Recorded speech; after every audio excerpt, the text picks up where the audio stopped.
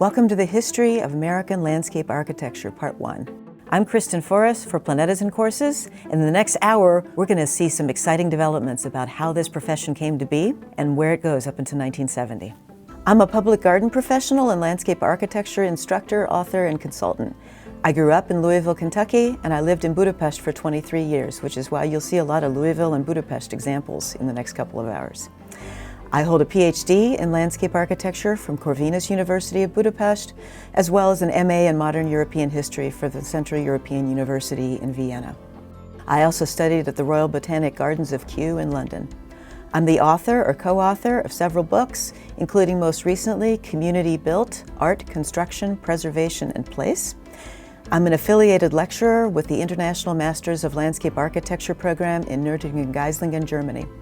I've done some pioneering work in researching cross-cultural perspectives on nature through a course that I created called Language, Culture, and Landscape.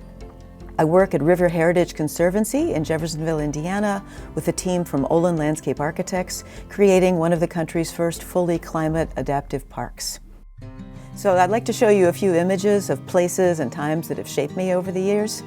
On a 2000 trip to Kenya, where I challenged the Maasai ladies to a firewood hauling competition and lost very badly, fail hard, stay humble, and keep smiling is what I say.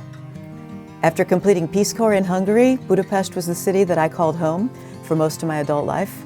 I'm an avid commuter cyclist and a big fan of bicycling as a humble, sustainable, green form of transport, so I love human-scale cities like Amsterdam. I'm also very fond of big cities that have small infrastructure, like what you see here in Kyoto.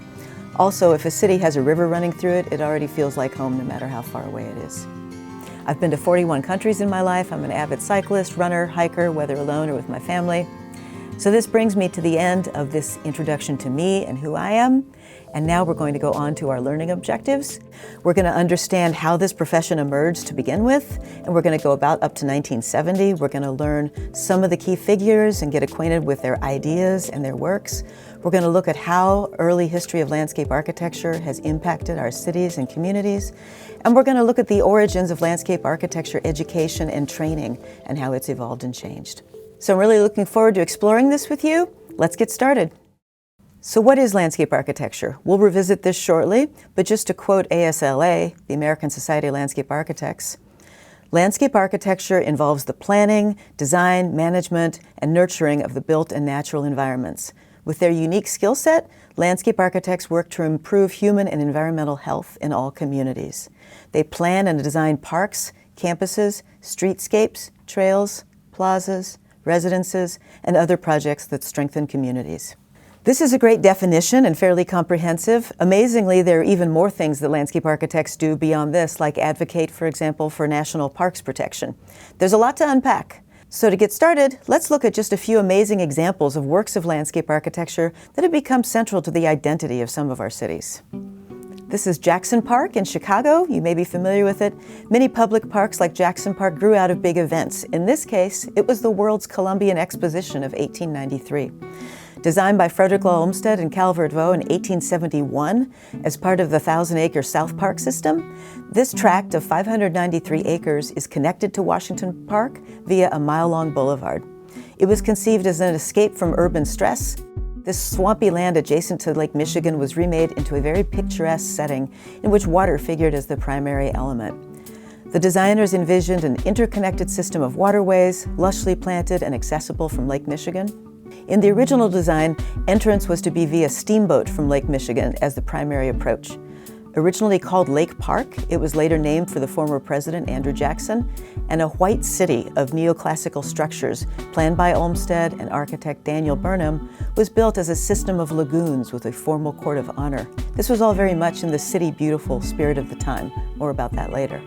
After the exposition, the site reverted to parkland designed by Olmsted, and Elliott. Gone all the way across the country to Boston, to the Public Garden, which has its wonderful iconic swan boats and its Make Way for Ducklings statue that every child growing up in Boston knows. This dates back to 1839, so it's the first public botanical garden in the United States. And it's also heavily modified land, just like Golden Gate Park. It's built upon filled-in tidal marsh, like much of the area around it. The city hosted a design competition for the site. It was won by George Meekham. And his proposal was for a formal garden with a pond, a curved path system, and formal flower beds.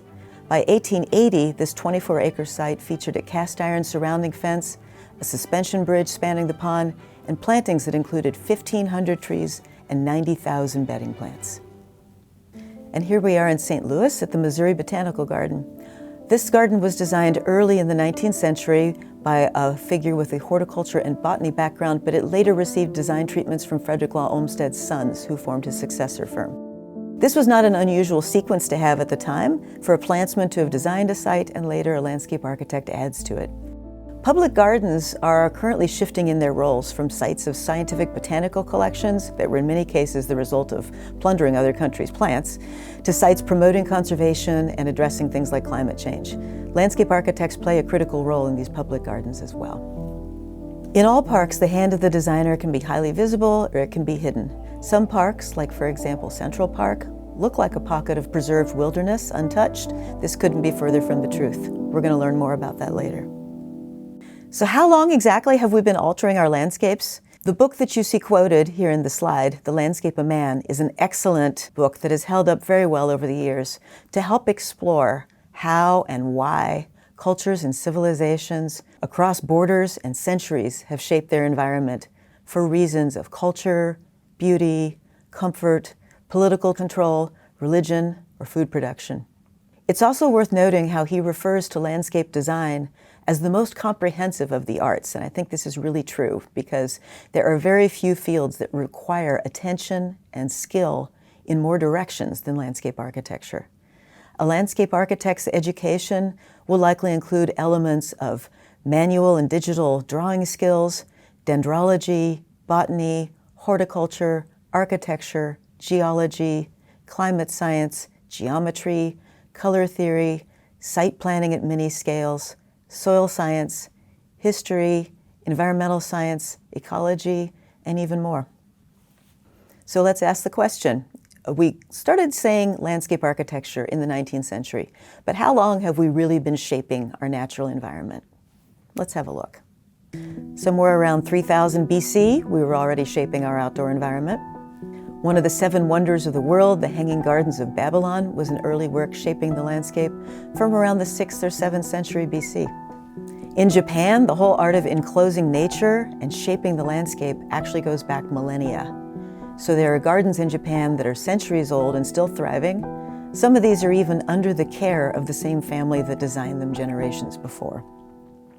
The first treatise on gardening in Japan, the Sakuteki, is more than a millennium old and is still read and still influences garden builders in Japan today.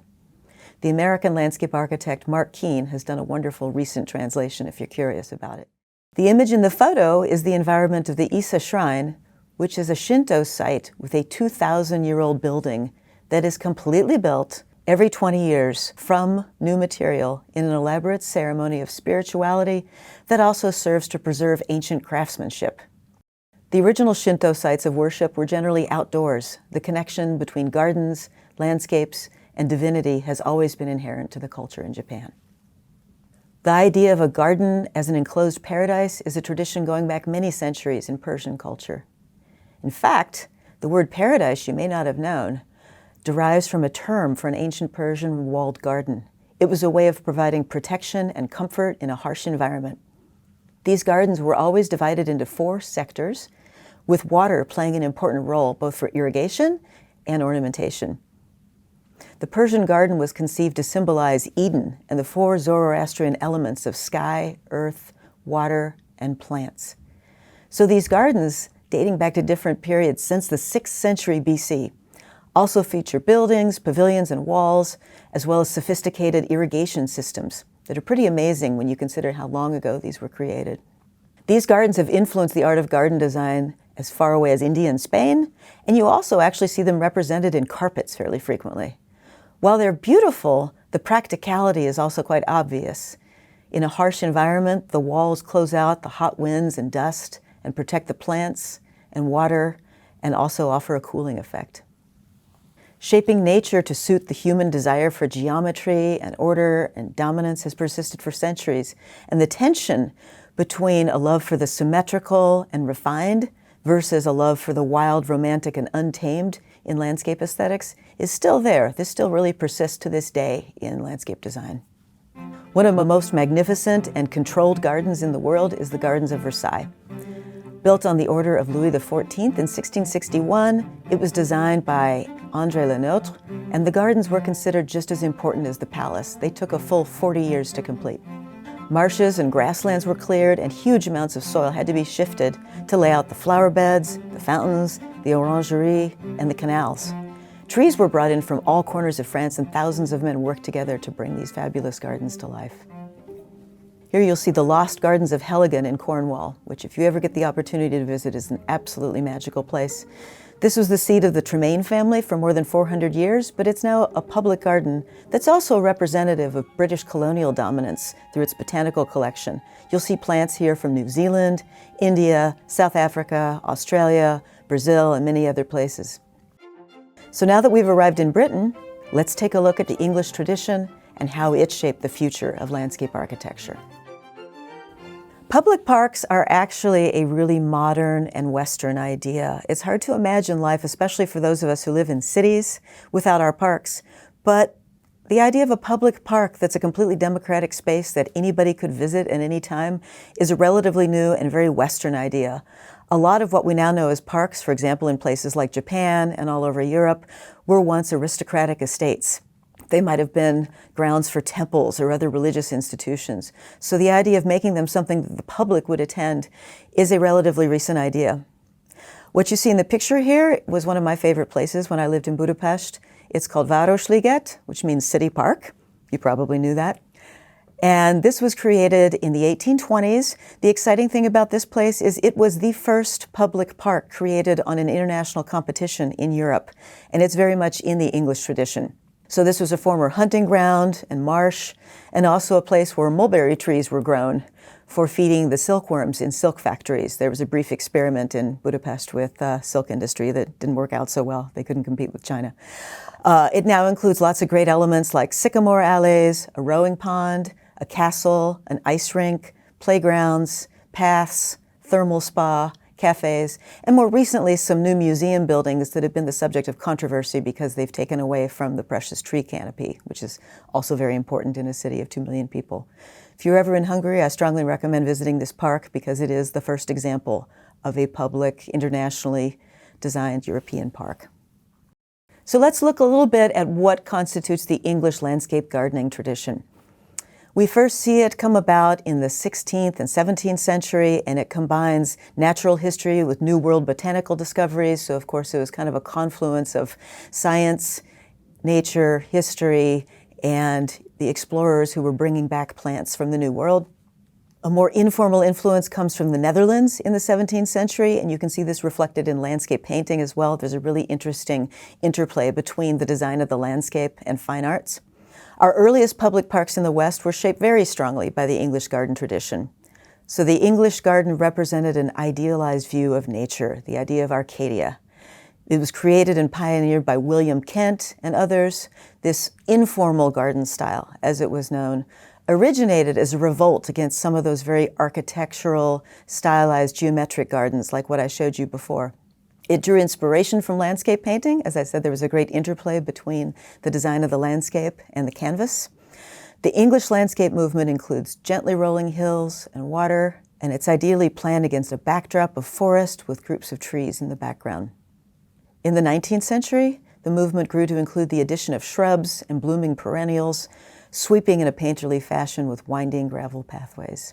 And there are many, many examples of these extant. If you ever get the chance to go to the UK and do tours of some of their historic gardens, I highly recommend it. Andrew Jackson Downing was a key figure in the early landscape architecture movement in the United States. And like many key landscape architects, he was also an author. This is something that I'm going to be revisiting a lot during this lecture and in part 2 of the landscape architect as author and thinker. This book was an early influential textbook published in 1841, but you can still get it. I had a copy in my library when I was in landscape architecture school. He was very strongly impacted by the English tradition, just like our historic 19th century Victorian era neighborhoods are. So both in our architecture and our landscape architecture, there's a powerful English influence that persists through the 19th century. Now, obviously, in the course of one chapter in 1 hour, we're not going to be able to visit all of the key figures in the English landscape tradition. But I would like to look at a few of them here and talk about some of their key works. We're also going to speak about Olmsted in quite a level of detail. So Capability Brown is a key figure in the English landscape tradition. His real name was Lancelot, but he went by Capability because with his clients, he frequently spoke about the capability that the land had, so the potential for becoming beautiful and picturesque. Humphrey Repton came shortly after him, and he was famous for his wild landscapes and his architectural follies, so the buildings that were just meant to be kind of a decoration and didn't actually function as a building at all. Then Andrew Jackson Downing, as I referenced earlier, who was famous for his love of the romantic and picturesque, very painterly, and he also introduced the U.S. to the English tradition through his writing. Horace Cleveland was one of the earliest pioneers of creating systems of parks in the United States. We're going to talk about his work in Minneapolis in just a few moments. He was known for preservation and simplicity. And of course, Olmsted, who is known as the father of landscape architecture in the United States, and we'll be talking in depth about him, his works, and his ideas. This is kind of a legendary work of English landscaping. These gardens were first laid out in the early 18th century.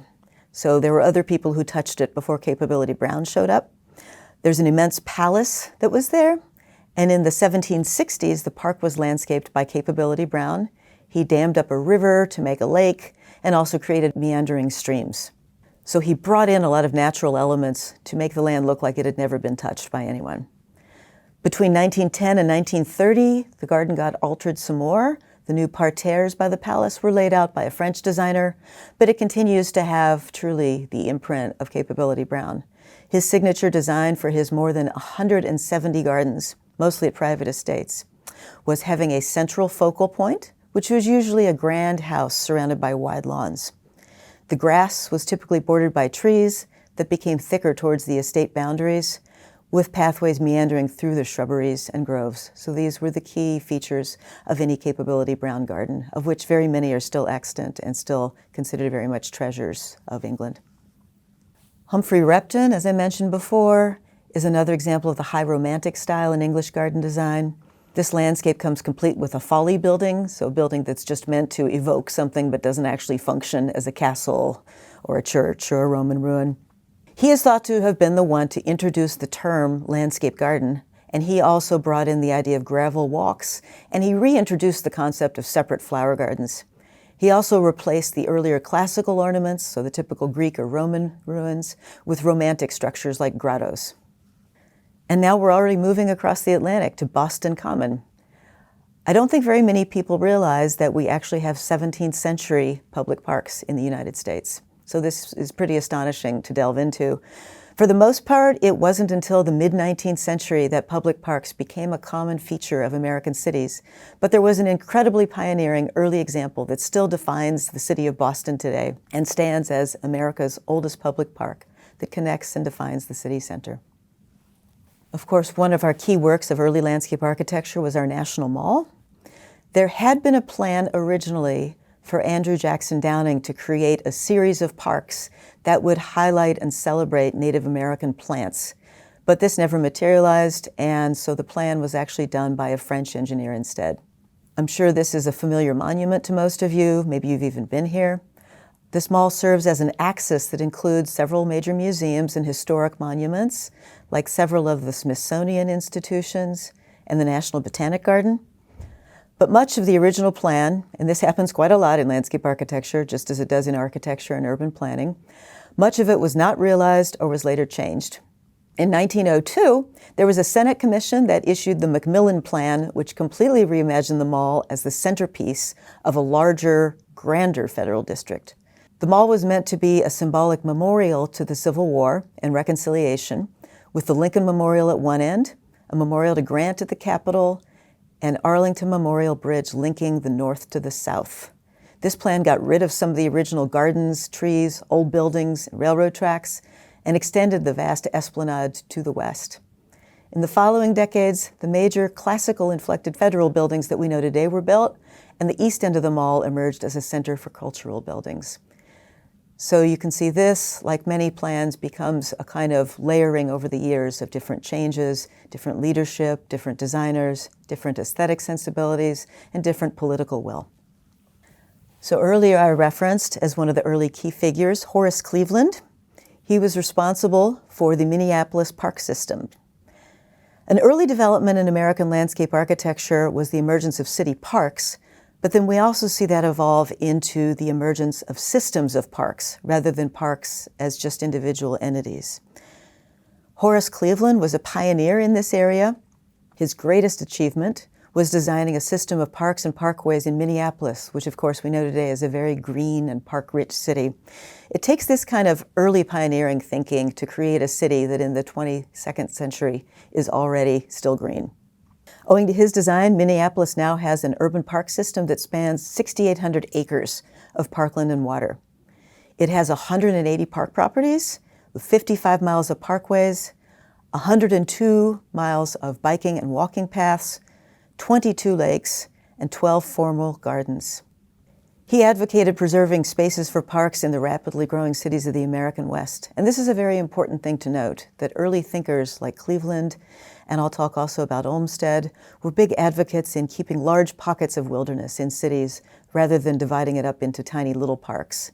Because when you have a large park, it becomes kind of an open-air sanatorium and a space of democracy and access for people who might be living in tenements or other crowded housing. And so it becomes a very important symbol of democracy in a new city.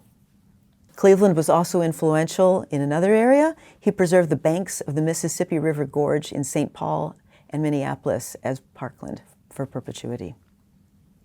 So I mentioned earlier that I would be getting back to Olmsted, and we're going to be talking quite a lot about Olmsted in these early years of landscape architecture as a shaper of American cities. Olmsted is very highly chronicled. He has a huge archive. There are conservancies all over the country to his name. He created hundreds, if not thousands, of works that shape our cities and communities. But there's a lesser known side of him that I would like to talk about here because I think it's really important. It really influences and informs his later ideas. So Olmsted is known as a landscape architect. He was also a nurseryman and a surveyor, but he started out as a journalist. He embarked in 1853 on a long-term investigative project for what would later become the New York Times. And that project that he was assigned to, and we're talking years, this is something you don't really see in journalism anymore, is someone going on an investigative project that lasts years. That project was documenting the social and economic effects in the American South of what Southerners euphemistically called their peculiar institution, slavery. So before turning his attention to transforming America's cities, Olmsted would go on to found a progressive magazine called The Nation, which is still published today. He would also later become an activist for emancipation and the establishment of freedmen's colonies. But in doing this work in the American South in the 1850s, he made this effective and highly original argument that slavery wasn't just a moral horror that caused unfathomable suffering to the enslaved people. What he argued was very new for the time. He said it was a societal disease that dragged everyone else down with it and prevented innovation in the South. So not only was it a moral corruption, but it was an impediment to innovation. It kept the South from moving forward into the future in terms of inventions and industry. And today we call this the resource curse. You know, today we talk about how countries sometimes fall behind in the global context because they have one rich resource and everything gets built around that. So he actually used, in his own way, the resource curse as an argument designed to appeal not directly to morals, but more practically to enlighten self-interest. The single most important idea from Olmsted's chronicles at this time remains with us to this day, that the oppression of any one of us diminishes and degrades every single one of us as human beings. So Olmsted went on to create parks that were truly for everyone. And again, this was kind of a radical idea in the 19th century. He saw large urban green spaces as places of respite, recreation, health, and democracy. They were the lungs of the city. They were the place where everyone could go and be on an equal footing. American cities were at this time still in their youth, for the most part. And he knew that the opportunity to ensure that large pockets of nature would stay within their boundaries had to be seized urgently before it was lost forever. He had the radical vision to see parks as open-air sanatoria, and he thought of them as institutions, truly institutions that would serve not just the privileged, but provide the poor with the mental and physical respite they very much needed from their crowded and unhealthy living spaces. So this vision that he had, think about this, a century and a half ago, to make our communities equitable, safe, and healthy through universally accessible, abundant green space is more relevant and more urgent than ever. And we're going to keep coming back to this, the equity and access to green space and why that's such a determinant of quality of life. Even within his lifetime, in the middle of the 19th century, Olmsted wrote about how this park would one day be a green pocket surrounded by canyons of buildings. So he saw that already happening in the 1850s and 1860s. It's very prescient, and I think this is a really fabulous view. So Olmsted worked for about 50 years, but his legacy continued after he passed on in the early 20th century because his sons continued to play a pivotal role in the creation of a national park system, in the creation of city parks, suburbs, and many other spaces. So he was instrumental, beginning with Yosemite and Yellowstone, in the creation of our national park system. And if you think of these parks as our cathedrals, how important they are to our national identity, what a joy it is to visit a national park, and that somebody had the foresight at a time when we were still thinking of conquering wilderness and creating cities and civilizing cities and making this country our own, that people were already thinking about the future and how we would want these beautiful, iconic landscapes to be set aside for everyone to enjoy forever. Landscape architecture emerges as a profession, and we start to see public parks shaping our cities, as these cities are still in their youth. So how did cities grow around their parks and other works of landscape architecture like parkways? What were some of the key milestones that this young profession meets in its early years? So let's have a look. First, before we start looking at some pretty pictures, I want to talk about some key developments in the evolution of the profession. So first, the emergence of a professional advocacy body, the American Society of Landscape Architects. They first came into creation in New York in 1899, so right before the dawn of the 20th century. They later moved to Washington, D.C., which is appropriate for an organization that has such an important advocacy role at the national level. Then we see the first faculty established at Harvard. It's the oldest in the country, and this remains a thought leader for the U.S., if not the world, in terms of what direction landscape architecture education needs to go. Typically now, landscape architects will study in an undergraduate program, and then they have to obtain state licensure wherever it is they plan to work. Many universities also have master's programs. For some of these, the students don't have to have a previous degree in landscape architecture. In a few of these universities, you'll see PhD programs, which is fairly rare, but starting to become more common. Landscape Architecture magazine was founded in 1910. I'm very proud to work for someone in my office who used to be the editor of it. It's a wonderful publication full of really rich information, and it really has its finger on the pulse of the profession and where it needs to go. The magazine continues to be published as an influential resource on all design trends, advocacy, professional development, in general, what's happening, and not just in the United States, but around the world, because this is a global profession. And speaking of global, in 1948, there's the exciting new development of the International Federation of Landscape Architects, which first started representing 15 countries and now represents 77 on every continent but Antarctica. So the history of landscape architecture education is super interesting because, again, it's a fairly new field of study. In 1900, Harvard established the first master's program in garden and landscape architecture. In Europe, in 1909, a garden art class for artistically talented school graduates emerged at Dusseldorf at the School of Fine Arts. The Norwegian University of Agriculture founded the first master's degree in 1919. And I've spent many years teaching in Europe, and it's been interesting to see the evolution because thanks to the European Union's Bologna Accords from about 20 years ago, these established unified standards for credits and other aspects and criteria across countries and borders for university education. This means it's possible to have a lot more international exchange for the profession in Europe than there was 20 years ago. So that's a great development. Anything that facilitates exchange across borders is great. So there's many ways that landscape architecture shapes our cities. We've been focusing a lot on parks, but there's also parkways, boulevards, public plazas, public gardens, waterfronts, and really quite a few more. So in the next few slides, I'd like to look at some formative examples of some of these. Back to Central Park again. Not everybody knows this, but when Olmsted first started out as a landscape architect, this was in fact his first project, which I think is great evidence of the fact that it's a good idea to go big from the get-go. The concept that won the tender was named Greensward. It went very much against the European park conventions of the time. Parks were very much places of amusement. They had circuses and zoos and all sorts of things that were not trees and water. And as I mentioned before, this park appears like a pocket of wilderness that's just been preserved in its original form. This could not, in fact, be farther from the truth, and I'm going to get into more detail on that shortly. So the way this started is in 1853, the New York State legislature enacted a law that set aside 775 acres of land in Manhattan, so a very generous size, from 59th to 106th Streets and between 5th and 8th Avenues, to create the country's first major landscaped public park. This was obviously of a scale far and above the parks in Boston that I mentioned earlier, even though they were quite a bit older. Now, how New York acquired the land and who was on it before is a very interesting story. So the city acquired the land through eminent domain, which, as you all probably know, that's the law that lets the government take private land for public use, with compensation then paid to the landowner. This was a common practice in the 19th century, and this was a critical practice in building the Manhattan grid of streets decades before that. In the land that is now Central Park, there were about 1,600 inhabitants, primarily poor Irish immigrants and African Americans. These landowners were compensated, but many of them felt that their land had been undervalued. Ultimately, by the end of 1857, all the residents had to leave this place that had been called Seneca Village. Olmsted believed that Central Park should be a democratic space, a place where people of all backgrounds, rich and poor, women and men, congregate and enjoy leisure and recreation.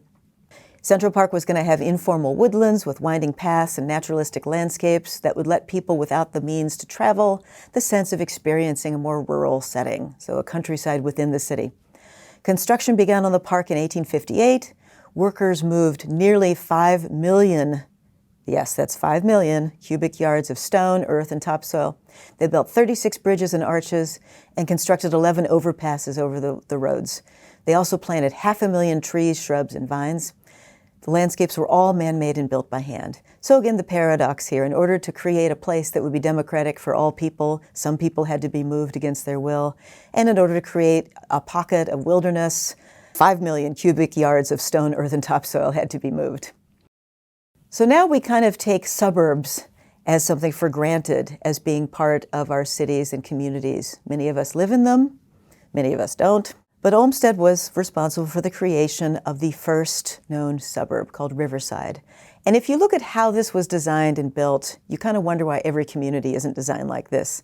In 1868, relatively early in his career, so not long after Central Park, Olmsted and his partner, Calvert Vaux, were commissioned to plan a completely unique community just west of Chicago. What came out of this was called Riverside. It's a beautiful community along the Des Plaines River, complete with curving lanes, abundant greenery, and gas street lighting. It was the first American suburb. You'll see no right angles in this place. It has very beautiful established trees, it has lovely houses, and it's considered one of the most desirable places to live. In fact, one of my cousins lives here, and he tells me all the time what a fantastic place it is to live and how he would never live anywhere else.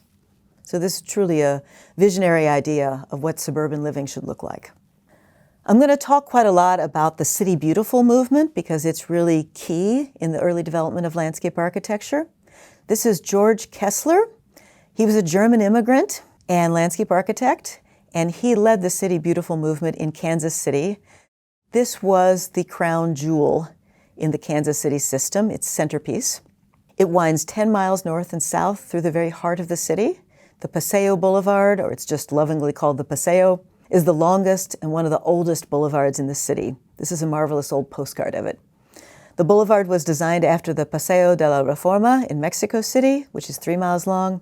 It features terraces, sunken gardens, memorials, and other elements in this boulevard that has come to really define the city. So this has become kind of the spine of Kansas City and one of its key elements. So a linear park, in other words. This is a later development in New York by Olmsted and Calvert Vaux. They created Prospect Park with the desire to recreate in real space the pastoral, picturesque, and aesthetic ideals of paintings at the time. So again, going back to the English and Dutch traditions, the connection between visual art and parks. So they created this beautiful long meadow out of hilly upland pasture interspersed with peat bogs. They created a vast unfolding turf with trees that were placed both separately as solitary species and in groups. There's an area in it that's called Lookout Hill that's meant to be a place of big broad views out over the lake. There was farmland beyond at the time, and the bay and the ocean in the distance. And to create a sense of an expansive natural space, they designed the paths in Prospect Park to be meandering. Olmsted was really genius at techniques that would create a sense of expansiveness and make a space feel bigger than it actually was. And this is a technique that goes back hundreds of years. You see this early on in Chinese and Japanese landscape design. So the hide and reveal, creating a meandering path that frames very specific views. He really elevated that to a very high art form in American architecture in the 19th century. I have a very personal connection to this park. It's a mile from my house. It's where I take my daily runs and bike rides and sometimes hikes. This is Cherokee Park from the 1890s. It was one of his earliest works in my hometown of Louisville and where I live now. It's part of a system that was known as hub and spoke. And this is a classic form of park system that Olmsted employed quite often. It was a way of connecting parks across the city. So there would be large parks, smaller parks, all connected with linear parkways that were meant to be exactly that. So they were meant to have a wide boulevard with side access roads and strips of trees in between them. Unfortunately, the parkways were the least realized of all of the original elements, but they're still some of the most beautiful streets with the most established trees in the entire city. This was done over 40 years, so this was a large investment in the city by the city's forefathers and by the Olmsted firm. So it was completed over 40 years, starting in the late 19th century and going up into the 1930s, which of course meant that it was the successor firm, Olmsted's Sons. There are 3 flagship parks that include Cherokee, which you see here in the picture, Shawnee, and Iroquois. They're connected more or less by parkways. They frame 3 different landscapes. So Cherokee is a creek surrounded by beautiful, gentle hills. Iroquois is characterized by a very tall knob. The knobs are kind of a typical landscape of Kentucky. And then Shawnee is a riverside meadow that adjoins the beautiful mile-wide Ohio River right close to its falls in a very spectacular setting. Each of these is several hundred acres, and in fact, Olmsted kind of had to fight the city fathers to get such large properties, but a map of the city would show you just how definitive they are. The Cherokee Triangle neighborhood, where I live, the Iroquois and Shawnee neighborhoods, both some of the most beautiful homes and elegant parkways and most established street trees in the entire city. Olmsted and his sons also left several beautiful small-scale parks the size of a couple of city blocks, like Central Park, and these are essential for making our neighborhoods feel connected and comfortable and social. But his greatest mark on the city is its hub-and-spoke system with its 3 major flagship parks. St. Louis is also a city of wonderful parks, Forest Park being one of the favorites. And this also has a feel of a European park because it has things in it like museums and the zoo. It's 1,371 acres of what's called St. Louis countryside because it was originally considered a rural area. It's actually bigger than Central Park. And during the time when the park was first built in the 1870s, already urban areas suffered badly from the effects of the Industrial Revolution. We often think of pollution as being a contemporary issue, but in fact, 19th century cities had some terrible environmental conditions. Heavy smog to acid rain and all kinds of other problems. St. Louis was an industrial city and so one of the most adversely affected by these problems. A lot of health professionals praised the clean air of the less developed countryside, which the park was still considered, as being beneficial to city dwellers. So now that we've seen a lot of great 19th century works of landscape architecture, let's move on into the 20th century.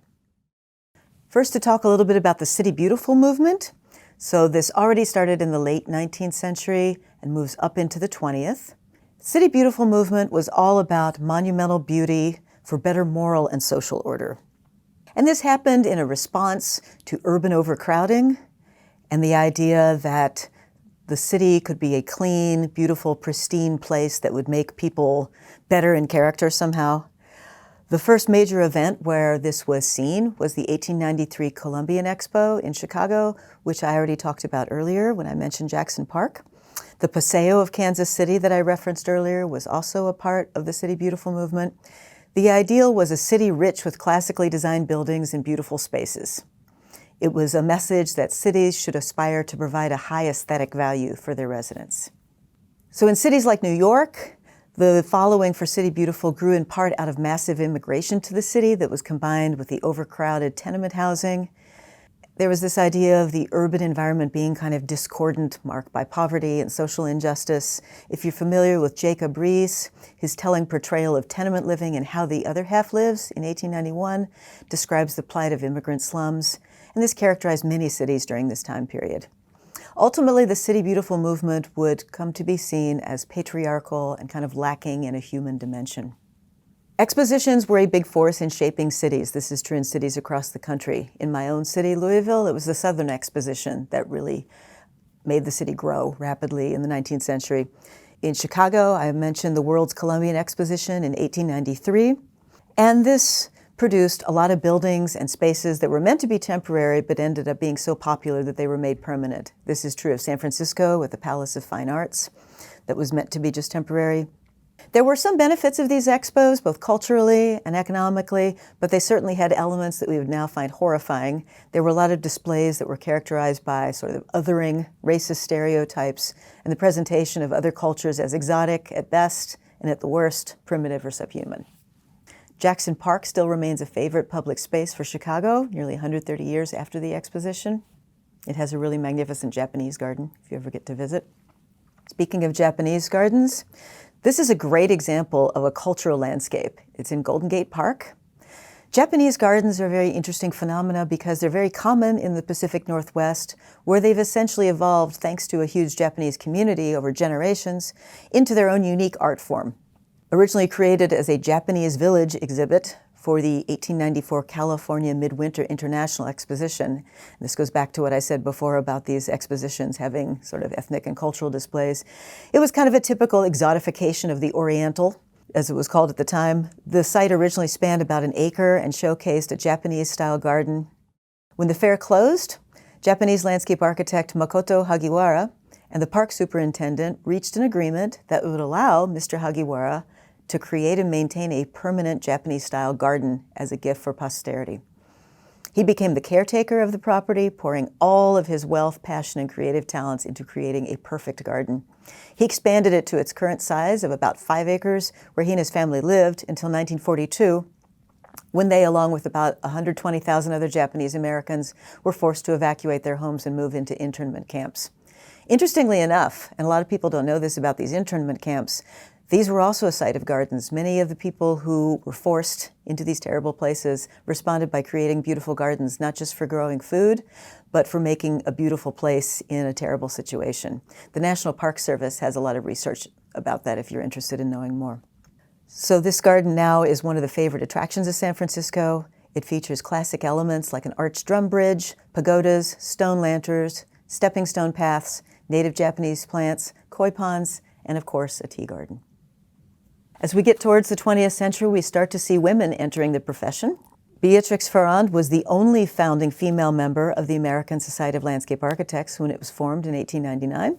She was born in New York, studied horticulture and garden design with the director of the Arnold Arboretum at Harvard. She received a lot of major estate commissions and quickly developed a reputation for an elegant, restrained style characterized by rich architectural detail. This was one of her works in California, the Santa Barbara Botanic Garden. The original vision of this garden was a botanical garden that would reach from the sea to the crest of the mountains, connected by a drive lined with trees, shrubs, and flowers from all parts of the earth, so kind of a very sweeping mission. By 1936, the garden's emphasis had narrowed to plants that were native to the state of California, and this also included northwestern Baja California, Mexico, southwest Oregon, all of which are part of the California Floristic Province. Here's a really important major figure, Jens Jensen. He was born in Denmark in 1860. Sadly, his family home was destroyed by war. This experience left a deep mark on him and eventually led to his immigration to America. He went to the U.S. in 1884 and ended up settling in Chicago, where he largely stayed for the rest of his life. He was employed by the West Side Park system. And he already had, as a child, developed a real love for the natural world, and this continued to inform his work through his entire life. Part of his work was protect the Indiana Dunes landscape along Lake Michigan, which, if you've ever been there, is a truly astonishing and beautiful place. So for me, if I drive up there from my home, you drive through Indiana, 4 or 5 hours of cornfields and things like that, and then suddenly this huge blue lake with these gorgeous white dunes opens up in front of you. Well, this almost never was, and it is, thanks to him, a national park. So by the end of the first decade of the 20th century, it was quite apparent that the urban sprawl from Chicago was going to continue encroaching on the dunes, which are a very fragile, very beautiful landscape. In 20 years, the Ball brothers of Muncie, Indiana, you know those glass fruit jars that you put jam in? And the Pittsburgh Pirate Glass Company of Kokomo, Indiana, carried huge railroad boxcars of sand away from this beautiful landscape. So it almost disappeared entirely. The Northern Indiana Public Service Company bought the site to build a power station. Jensen was part of a group who tirelessly crusaded and advocated for the park to be protected, and it eventually became Indiana's only national park. Jensen's design ideas were also very interesting because, quite analogous to how Frank Lloyd Wright took inspiration from the contours, textures, and colors of the Midwest for his prairie-style architecture, Jensen took inspiration from the clean, sweeping lines of the prairie and its native plants. He was responsible for much of the park system of Chicago in this time. So here in this picture, we see Humboldt Park in Chicago. It was named for the famed naturalist and explorer, Alexander von Humboldt. Of all of his parks, this is the one that demonstrates his touch most clearly.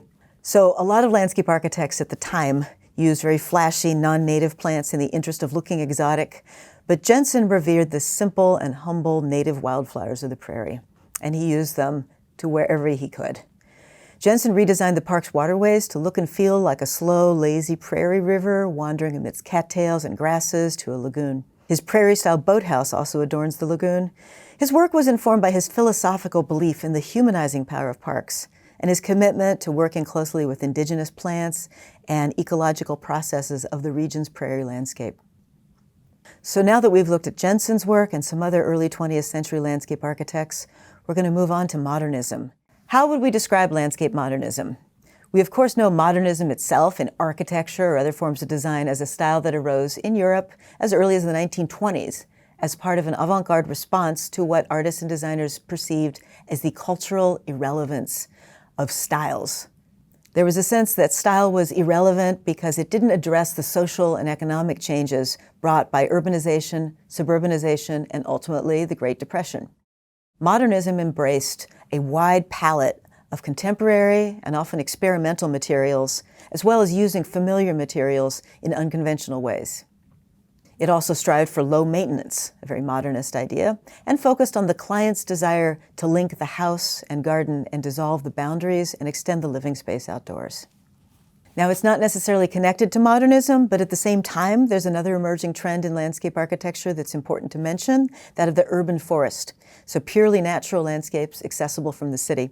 This becomes very important, and what you see in the photo is one of the 3 largest in the country, with the other 2 being in Louisville and Dallas. 4/5 of Americans now live in or near urban areas, and urban forests provide critical ecosystem services like filtering air and water and protecting animal habitat. So these forests are a great example of forward thinking, and they are essential if our cities are to have a healthy future. So the first modernist I'd like to take a look at here is Thomas Church. We start with him and his ideas framed around unity, function, simplicity, and scale. So everything he did was hung up on these 4 ideas somehow. He was the designer of more than 2,000 gardens. He was once quoted as saying, "A garden should have no beginning and no end. The garden and the architecture are one."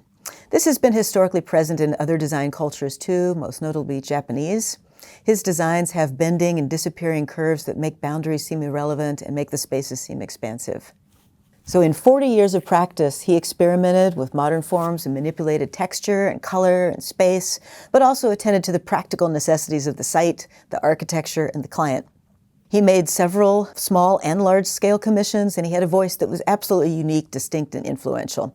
He also wrote extensively on residential garden design, with 2 highly accessible books called Gardens Are for People and Your Private World.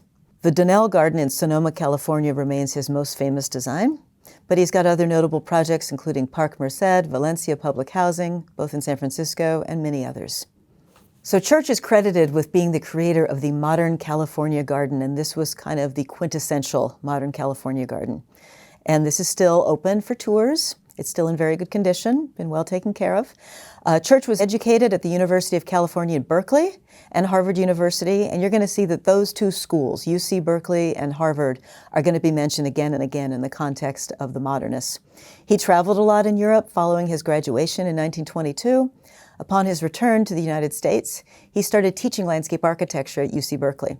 In 1929, he opened his own office where he practiced all the way up to 1977. So there's a fun story about this garden. The pool was kind of the focal point of it. It was typical of Thomas Church to have one major element that was the sort of focal point of the site. And this was the first, at least to most people's knowledge, this was the first biomorphic pool. So it's kidney-shaped, but it also has a curved bottom as well. This becomes interesting because later on, throughout the 60s, this becomes very popular in Californian suburbs up through the 70s to have this kind of pool. Well, in the 1970s, a drought hit, and the state told people they couldn't fill their pools because there was a water shortage. At the same time, urethane wheels were invented for skateboards. So this strange confluence of design trend and climate and technical innovation in skateboarding resulted in the prototype design for the first skate parks. There you have it. This is the campus of UC Berkeley. This is where he completed his studies and also taught at what remains one of the most influential landscape architecture schools. Berkeley's teaching is centered around creative and ecologically tuned design and thinking, with instructors that have since included Claire Cooper Marcus, who is a great pioneer in healing and therapeutic gardens. Church was one of several designers working in this space, a very special 150 acres of gardens and landscapes in Seattle for a colorblind client, hence the emphasis on texture over color in the planting scheme. So these sort of undulating lines and very soft contours were really typical of his work. It acknowledges the English tradition in a way, but in a much more subdued and, of course, much more modernist form. Next figure I'd like to talk about is Gerrit Ekbo, who was a truly seminal figure of modern landscape architecture. He saw design as a vehicle for social change, and you'll see this again and again with the modernists, that they have manifestos and ideas and ideals. So his book in 1950 called Landscape for Living essentially defined modern landscape architecture, and his influence on generations of designers continues today, 22 years after his passing. He was very influential in designing landscapes for affordable housing. He was a pioneer in livable, affordable residential landscapes, and in that way he continued Olmsted's legacy of landscape in the service of public health and well-being. The modernist landscape architects tended to have a very strong affinity for philosophies and ideals. His was Landscape for Living. There was an emphasis on authenticity and design being very much a direct representation of its environment. He said that design is the process which generates complete and convincing forms and relations in response to human demands. He made many, many designs. I've only got a couple of them to show you here, but this is Union Bank Plaza in Los Angeles. Its forms are meant to kind of evoke paintings by the painter Juan Miró, with a series of islands surrounded by water, linked by a central bridge. The water is essentially still, and there's a grid of trees that draws attention to the fountain. The trees planted here include ficus, jacaranda, sycamore, and coral. It was really at Harvard where Gerrit Ekbo became very disenchanted with traditional landscape design and began linking the roles of architecture and art to landscape architecture. He was influenced a lot at Harvard by Walter Gropius, who had come over from Germany from the Bauhaus School, and Marcel Breuer, the designer. He also sought inspiration from modern artists and was influenced to create gardens and landscapes from sculptures and paintings. The layout of this site in Tucson, one of his later works, consists of both formal and informal elements. It includes upper and lower tree groves that are linked by a series of stepped concrete terraces. Carved into the terraces, you'll find a variety of shallow pools with hand-selected boulders. The pools and terraces create a series of waterfalls, some of which flow smooth and sheet-like, others a little more turbulent like Grand River Rapids. He was inspired by the contrast of the surrounding Sonoran Desert with its pine tree-covered Catalina Mountains to the north. His design of boulders and waterfalls cascading down the urban canyon was most likely inspired by the nearby natural setting of Sabino Canyon. These are several of his other major works. So in a 50-year career, he created outdoor environments for some of the most exceptional mid-century modern projects in California. He also designed outdoor environments for corporations, college campuses, urban squares, cooperative housing communities, churches, and more. He addressed one of the major social issues of the time, designing modernized housing for migrant farm workers, doing his first major work at a migrant farm workers' encampment in the Central Valley for the New Deal-era Farm Security Administration. He also designed gardens for Hollywood luminaries, including Gary Cooper and Louis B. Mayer. Finally, we come to the modernist master that we'll be featuring for the last part of this chapter, Dan Kiley. He was one of the most important and most visionary modernist landscape architects for more than 1,000 designs worldwide in a very long career. He entered the landscape architecture program at Harvard in 1936, and at that time, the university was undergoing kind of a revolution, at least in the architecture department. I mentioned before the arrival of Walter Gropius and his colleagues from the Bauhaus. The landscape architecture department was still very much in the past, still very much in the Beaux-Arts tradition about creating beautiful ornamental spaces, and not so interested yet in modernism. So Kiley, along with Garrett Ekbo and their classmate James Rose, were really interested in the emerging European social, spatial, and artistic interests around Bauhaus and modernism. So the three of them were involved in quite a lot of confrontations at the time to try to bring landscape architecture into the same realm as architecture at Harvard. This is the Miller House, and it's Kiley Landscape. You might be surprised to know this is located in tiny Columbus, Indiana. It's a little and astonishing epicenter of modernist architecture and landscape architecture. This was all thanks to the home's owner, who was an industrialist, who had the vision to bring all of the greatest architects of the time from all over the world, and some of the greatest landscape architects, to create things in this little town in southern Indiana in the cornfields. It's still a very beautiful place to visit. You can actually tour this house. This house is in fact considered to be one of the most important mid-century residences, up there with Frank Lloyd Wright's Falling Water, and it is absolutely beautiful, as is the Kiley Garden surrounding it. So Kiley's plan for the garden is divided into multiple outdoor rooms, and it responds to the house's geometry without being constrained by symmetry. The entrance drive is flanked by an alley of horse chestnut trees, with an orchard of apple trees planted just east. The most prominent feature is an alley of honey locusts in an axis along the west side of the house. A fun thing to know is that you can see this house and its landscape in a really fun indie movie called, not surprisingly, Columbus. You can find it on Netflix. As is the modernist tradition, the boundaries between the house and the garden are completely dissolved. This is a tactic that owes its ancestry to Japan in terms of creating a space that's meant to be indoor and an outdoor living space. I'd also like to talk about Lawrence Halprin, who created many beautiful plazas, campuses, public squares, private gardens, and wild landscapes. This is one of my favorite works of his. I have a very personal connection to it. I used to live in Portland, and this was one of my kids' favorite places to go, called the Keller Fountain. It was actually designed by a member of his team, a Bulgarian immigrant named Angela Danadjeva, for Halprin Associates. This is a video of my child enjoying the fountain. And it's part of a sequence of fountains in downtown Portland. They're all beautiful fountains. They're kind of in need of better framing and preservation and connection to each other, but they are absolutely lovely urban spaces to see. And what they have in common is that they are wild landscapes scaled down to an urban concept. So this one is from the influence of the nearby Columbia Gorge. It's a very playful work that connects the urban to the natural landscape. You can see this as a typical theme in his works. These are just a few selections of his works. So you can see many open plazas and public spaces. He also worked around the world, and he did some residential developments. So even before the remodeling of the Civic Auditorium in the early 1960s, there were plans to create an open space across the street from it. The proposal that Halprin submitted, he was by then a very well-known San Francisco landscape architect who'd already designed the Lovejoy Fountain a few years earlier in Portland, was approved in 1968. This fountain was completed in 1970. 13,000 gallons of water per minute cascade through its terraces and platforms, evoking the Northwest's beautiful and abundant waterfalls. It became an instant city landmark and a beloved open space. And it's very easy to interact with this space. It's really fun. You can really engage with it on a sensory level because you hear the water, you feel the spray coming off of the waterfalls, you can smell it, you can see it. It's a very sensory monument. This is another well-known work of Halprin's, Ghirardelli Square in San Francisco. This one-block site contains a former chocolate factory that was transformed thanks to his vision. They transformed the neglected complex into a tourist destination and a shopping space, very much a European feel, creating a great adaptive reuse model for other cities. He put shops in at the street level and designed an elaborate entry stairway to bring in people from the waterfront. He also reoriented the Ghirardelli sign to face the development, so it still evokes the old industrial feel. So now that we've gotten this far, I hope that you're planning on joining me for part 2 of this lecture series. And in order to inspire you to do that, I'm going to do my conclusion not with answers, but with some questions that'll make you curious about what's coming next.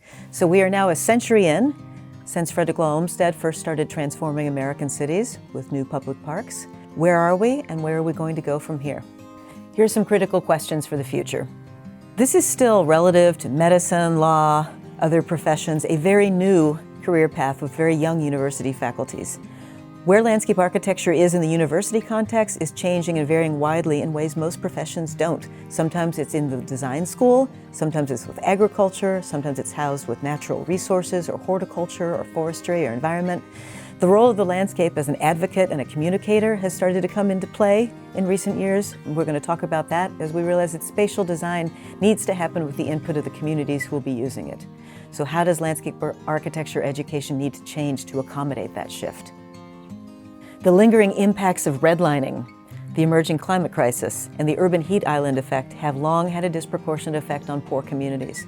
A recent paper analyzed all redlined areas in U.S. cities and confirms that due to disinvestment, redlined areas have significantly lower tree cover, greater impervious cover, and lower forest ecosystem service values than other areas.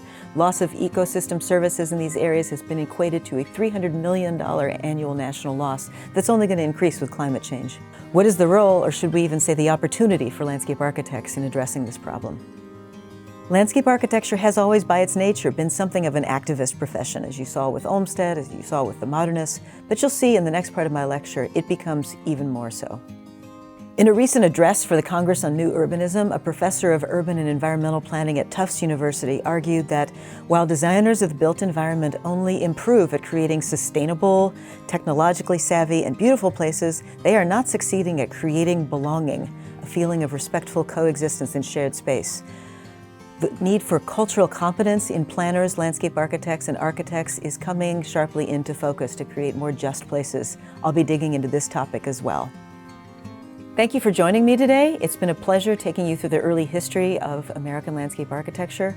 This has been Kristin Faurest for Planetizen Courses. I hope you have a great day, and I look forward to seeing you at part 2.